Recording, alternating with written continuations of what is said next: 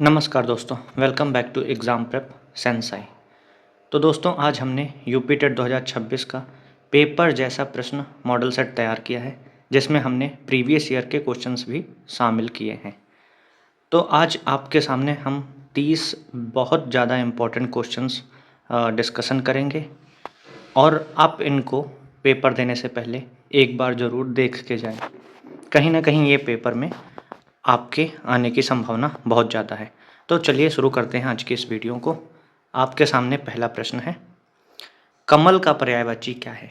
यह प्रश्न एक दो बार पूछा गया है यूपी टेट में, तो एक बार फिर से आने की संभावना, इसलिए हमने इसको इस मॉडल सेट में सम्मिलित किया है। तो कमल का पर्यायवाची क्या है? कमल का हमारा पर्यायवाची नीर नहीं, नीर क्या होता है? जल। पंकज, फिर अनल, अनल किसको होता है पर्यायवाची? आग का होता है। शशि, शशि ये भी नहीं है, तो हमारा सही उत्तर क्या हो जाएगा? ऑप्शन नंबर बी, पंकज। कमल का सही पर्यायवाची हो जाएगा पंकज। चलिए अगले प्रश्न की ओर चलते हैं। प्रश्न नंबर 2, उन्नति का विलोम शब्द क्या है? विकास, प्रगति, अवनति, उत्कर्ष। ये तो आप समझ गए होंगे, उन्नति, अवनति। तो इसका सही उत्तर हो जाएगा ऑप्शन नंबर सी, अवनति। चलिए बढ़ते हैं प्रश्न नंबर 3 की ओर। नाक कटना मुहावरे का अर्थ है घायल होना, अपमान होना, क्रोधित होना, दुखी होना। तो आपने अपने घर में या आसपास बहुत बार सुना होगा, लोग कहते हैं कि नाक कटा दी हमारे, मीन्स अपमान हो गया। तो इसका सही उत्तर क्या हो जाएगा? ऑप्शन नंबर बी, अपमान होना।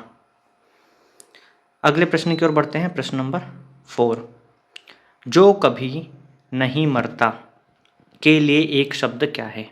जो कभी नहीं मरता वो क्या हो जाता है हमारा? अमर है। कई बार सुना है कि अमर हो गया ये बंदा, तो अजर नहीं, अमर, सर्वज्ञ, निरक्षर। आपका सही उत्तर बी नंबर ऑप्शन, अमर। प्रश्न नंबर 5, विद्या प्लस आलय, विद्यालय का कई बार पूछा गया, ये हर परीक्षा में कहीं ना कहीं पूछा जाता है। विद्यालय का है विद्या प्लस आलय, विद प्लस आलय, विद्या प्लस लय, विद प्लस यालय। तो आपका सही उत्तर हो जाएगा विद्या प्लस आलय, बी नंबर। प्रश्न नंबर 6, राजपुत्र में कौन सा समास है? समास से आपके यूपी टेट में 1 से 2 क्वेश्चन आएंगे और उनमें भी तत्पुरुष समास बेहद इंपॉर्टेंट है। सो राजपुत्र में कौन सा समास है? द्वंद्व समास नहीं, अव्ययीभाव समास, तत्पुरुष समास, बहुब्रीहि समास। तो हमारा क्या हो जाता है? राजपुत्र। इसको अगर हम विच्छेद करेंगे तो क्या आएगा? राजा का पुत्र, राजपुत्र। तो इसमें हमारा कौन सा समास हो जाएगा? तत्पुरुष समास हो जाएगा। अव्यय है, सो राजा का पुत्र, तत्पुरुष समास हो जाएगा।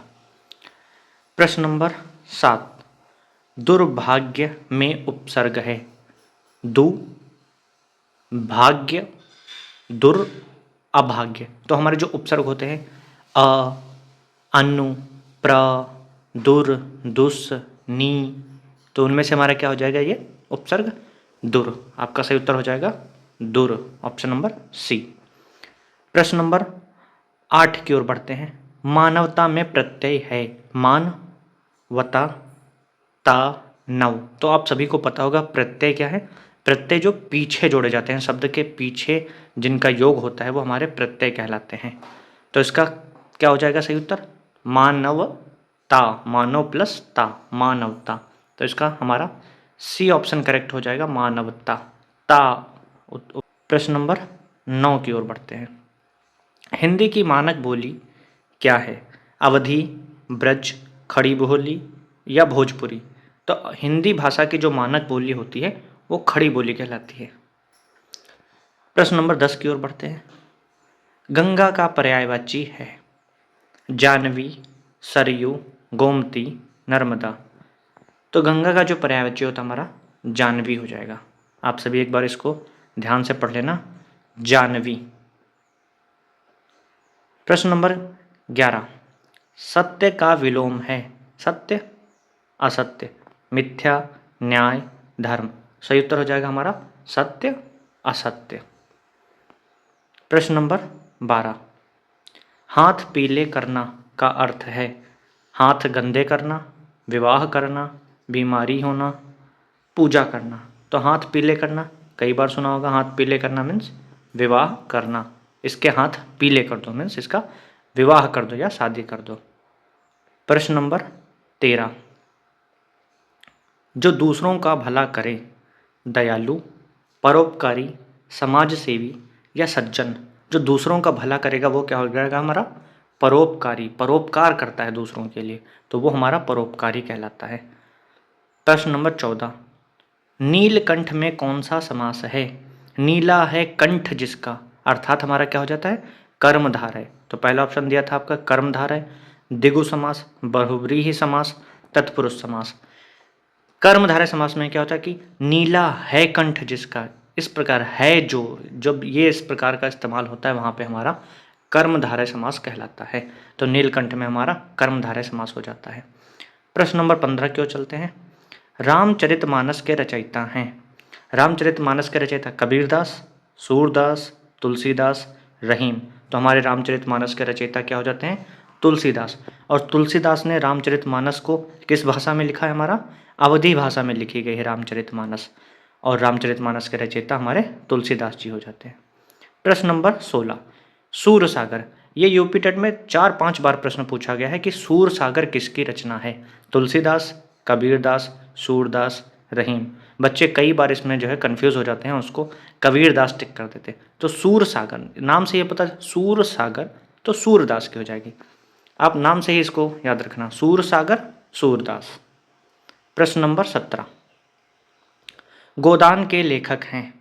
ये यूपी टेट 2021 का पूछा गया प्रश्न है। गोदान के लेखक कौन है? गोदान के लेखक हमारे प्रेमचंद्र, निराला, जयशंकर प्रसाद, दिनकर जी। तो गोदान के लेखक हमारे मुंशी प्रेमचंद्र जी हो जाते हैं। यह उनका उपन्यास बहुत ही फेमस है, मुंशी प्रेमचंद्र जी का। प्रश्न नंबर 18, प्रेमचंद्र का वास्तविक नाम था। जो प्रेमचंद्र जी का वास्तविक नाम, ये भी पूछा गया प्रश्न है। रामनाथ राय या धनपत राय, शिवपूजन सहाय, महावीर प्रसाद। तो प्रेमचंद्र जी का वास्तविक नाम हमारा था धनपत राय। बी नंबर उत्तर हो जाएगा आपका। प्रश्न नंबर 19, भाषा का प्रथम कौशल क्या है? जो भाषा के कौशल होते हैं वो 4 कौशल होते हैं, सुनना, बोलना, पढ़ना, लिखना। तो सबसे पहला जो प्रथम कौशल आता है हमारा क्या हो जाता है? वो सुनना होता है। पहले सुनोगे आप तो वो कौशल पहले आएगा, सुनना, सुनोगे, फिर उसके बाद क्या होगा? बोलेगा बच्चा, फिर बोलना, फिर पढ़ेगा। पहले सुनता है, फिर बोलता है, फिर पढ़ता है, उसके बाद लिखता है। तो सुनना, बोलना, पढ़ना, लिखना। तो हमारा प्रथम कौशल क्या हो जाएगा? सुनना। Option number C. प्रश्न नंबर 20, भाषा के कुल कौशल हैं। भाषा के कुल कितने कौशल? अभी आपको बताया भाषा के कुल हमारे 4 कौशल हो जाते हैं। प्रश्न नंबर 21, भाषा अर्जन होता है, परीक्षा द्वारा होता है। आप परीक्षा जब देते हो तब तभी भाषा का अर्जन होता है, या स्वाभाविक रूप से भाषा को अर्जित करते हो? पुस्तक द्वारा, पुस्तक पढ़ते हो तभी अर्जन करते हो, या विद्यालय जाके तब आप अर्जित करो? तो आप सभी को मालूम होगा कि जब बच्चा छोटा होता है तो अपने घर से भाषा को सुन सुन के अर्जित करता है, यानी वो स्वाभाविक रूप से सुनता है फिर वो बोलता है, ना कि वो परीक्षा देता है, ना पुस्तक पढ़ता है उस समय, ना कि वो विद्यालय या स्कूल जाता है। तो हमारा भाषा का जो अर्जन होता है स्वाभाविक रूप से होता है भाषा का अर्जन। छोटे बच्चे भाषा दूसरों को सुन के सीखते हैं। चलिए नेक्स्ट प्रश्न की ओर चलते हैं। प्रश्न नंबर 22, प्राथमिक स्तर पर भाषा शिक्षण होना चाहिए, रटने पर आधारित होना चाहिए, या दंड पर आधारित होना चाहिए, गतिविधि आधारित होना चाहिए, या व्याख्यान विधि आधारित होना चाहिए? जो NCF 2024 का है हमारा, उसमें रटने को महत्व नहीं दिया गया है। रट के बच्चा कुछ नहीं सीखता है, ना कि दंड से सीखता है। और व्याख्यान विधि ये जो है हमारी मोनोटोनस कही जाती है, मतलब एक बंदा लेक्चर दे रहा है और सामने वाला सिर्फ सुने जा रहा है, नो क्वेश्चनिंग। तो सबसे अच्छी जो विधि होती है हमारी वो गतिविधि होती है। उसको ज़्यादा से ज़्यादा एक्टिविटी में बच्चे को पार्टिसिपेट करना। जब वो एक्टिविटी करेगा, उन एक्टिविटी करते समय ही वो सीखेगा उसको। तो जो प्राथमिक स्तर पर सबसे महत्वपूर्ण विधि जो हो जाती है हमारी, गतिविधि आधारित हो जाती है। तो इसका सही उत्तर गतिविधि आधारित। प्रश्न नंबर 23, आँखों का तारा का क्या अर्थ है? सुंदर आँखें, बहुत प्रिय, क्रोधित व्यक्ति, बुद्धिमान व्यक्ति। तो आँखों का तारा होना मीन्स बहुत प्रिय होना। सही उत्तर हो जाएगा बहुत प्रिय। प्रश्न नंबर 24, जल का पर्यायवाची है अनल, पवन, नीर या गगन। सबसे पहला प्रश्न था, अभी आपको हमने बताया था जल का पर्यायवाची हमारा नीर हो जाएगा, ऑप्शन नंबर सी। जल, नीर, वारी, सलिल, सॉरी सलल नहीं होगा, सलल जो है आग का हो जाता है, जल, नीर, वारी हो जाता है हमारा। तो नीर जो हमारे यहाँ पे जल का पर्यायवाची होता है। प्रश्न नंबर 25 की ओर चलते हैं। आइए देखिए, लाभ का विलोम शब्द क्या है? लाभ का हमारा धन, व्यापार, हानि, संपत्ति। बहुत सी सिंपल, बहुत ही आसान हमारा है, लाभ हानि। आपने हमेशा पढ़ा होगा लाभ हानि। प्रश्न नंबर 26, हिंदी दिवस कब मनाया जाता है? ये प्रश्न यूपी टेट सी टेट में भी पूछा गया है कि हिंदी दिवस कब मनाया जाता है? 15 अगस्त, 26 जनवरी, 14 सितंबर, 2 अक्टूबर। तो हिंदी दिवस जो मनाया जाता है हमारा 14 सितंबर को हिंदी दिवस मनाया जाता है। हिंदी दिवस 14 सितंबर। प्रश्न नंबर 26 की ओर चलते हैं। हिंदी भारत की क्या है? राष्ट्रभाषा है। भारत में कोई भी राष्ट्रभाषा घोषित नहीं की गई है, तो ये राष्ट्रभाषा नहीं हो सकती है। राजभाषा, मातृभाषा या संपर्क भाषा। जो हिंदी हमारी है वो राजभाषा है, ना कि राष्ट्रभाषा। राष्ट्रभाषा नहीं है हमारी, तो इसका सही उत्तर हो जाएगा राजभाषा। बी नंबर आपका सही हो जाएगा। प्रश्न नंबर 28, जो दिखाई ना दे उसके लिए एक शब्द है।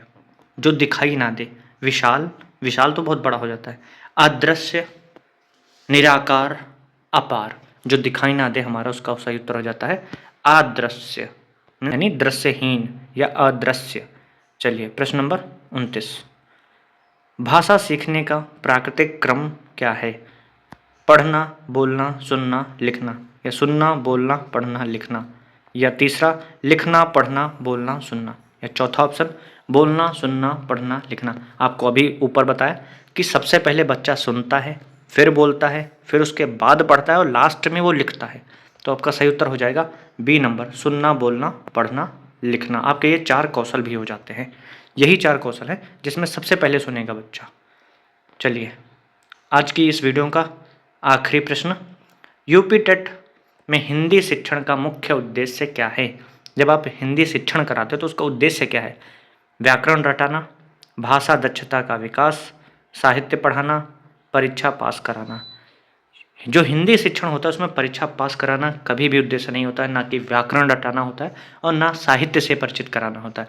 जो उसका हिंदी पढ़ाने का मुख्य उद्देश्य होता है, या प्राइमरी क्लासेस में या किसी भी क्लासेस में, वो होता है हमारी भाषा का अधिक से अधिक विकास होना। तो हमारे इसका सही उत्तर क्या हो जाएगा? भाषा दक्षता का विकास। मीन्स दक्षता मीन्स दक्ष होना, मीन्स निपुण होना, आप उसको बोल सको अच्छे से। तो भाषा दक्षता का विकास होना। तो आज की इस वीडियो में हम 30 बहुत महत्वपूर्ण क्वेश्चन को लेकर आए थे। ये कहीं ना कहीं आपकी परीक्षा में पूछे ही जाने हैं, तो आप इनको एक बार रिवाइज कर लेना, उसके बाद परीक्षा देने के लिए जाइएगा। तब तक के लिए मिलते हैं नेक्स्ट वीडियो में। धन्यवाद। अगर आपको हमारी यह वीडियो पसंद आ रही हो तो इसको लाइक कीजिएगा, अपने फ्रेंड्स के साथ सब्सक्राइब कीजिएगा